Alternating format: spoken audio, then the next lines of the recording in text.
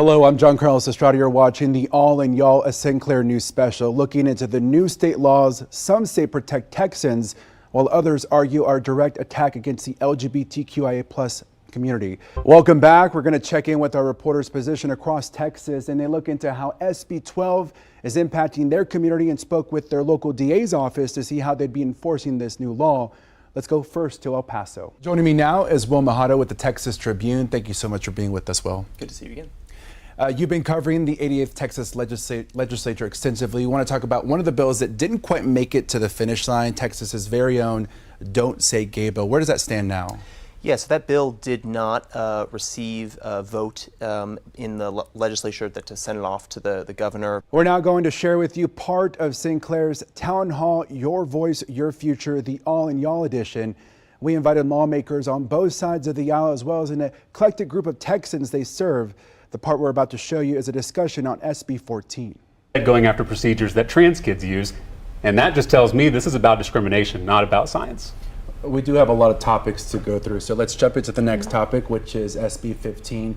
This is the new law that expands the transgender student athlete ban from grade school to the college level. Good morning. We're also following breaking news impacting millions of Tesla owners. Good morning. I'm John Carlos Estrada. And I'm Allison Miller. Tesla is reportedly recalling more than 2 million of its vehicles, which covers most of the Teslas sold here in the U.S. The fix will reportedly come in the form of a software update, which some affected Tesla owners may have received yesterday.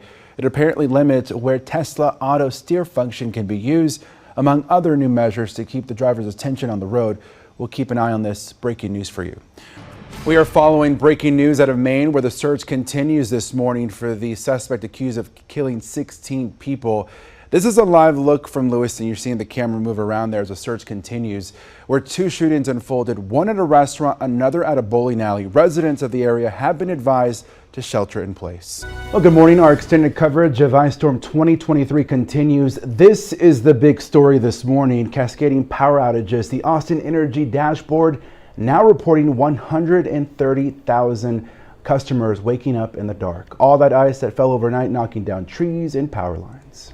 We'll take a look. Our traffic tracker caught a power outage in action in Austin. You can see a bright flash of green right there, and then the lights going out in the entire area. Yeah, and that's likely because of the ice accumulating on the power lines. I just heard from my husband, who says that he and the dogs kind of slipped as they were going outside. So it's dangerous. Connie, what are your expectations as we progress throughout the day?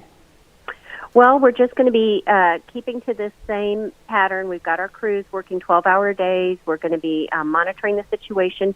Your time now is 9:13 on this Wednesday morning. This is our very own Trevor Scott, I believe. A look outside his window, a tree here. He says it sounds and feels like these limbs are barely hanging on. I think that's pretty much everybody's home. We're live in Uvalde, as well as the state capitol, on the 1-year anniversary of the Robb Elementary School shooting.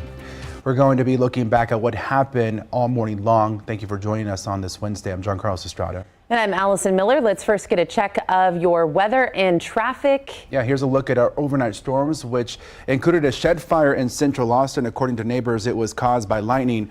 Austin Fire quickly put it out and no injuries were reported. But luckily, all of that seems to be going away this morning, Avery. Correct, JC. We're live this morning where a deadly home invasion during the saga led up to an APD officer getting shot. We'll hear from Abigail Velez in just minutes. We're bringing you up to speed on everything that happened in less than a 24-hour period. Good morning. I'm John Carlos Estrada. And I'm Allison Miller. 6 dead, several injured in this multi-city massacre. Stay with CBS Austin this morning. In 5 minutes, we'll have a live report from San Antonio, where this all began. And we're keeping track of all these developing details over on our website, cbsaustin.com. We'll continue to follow this major story for you.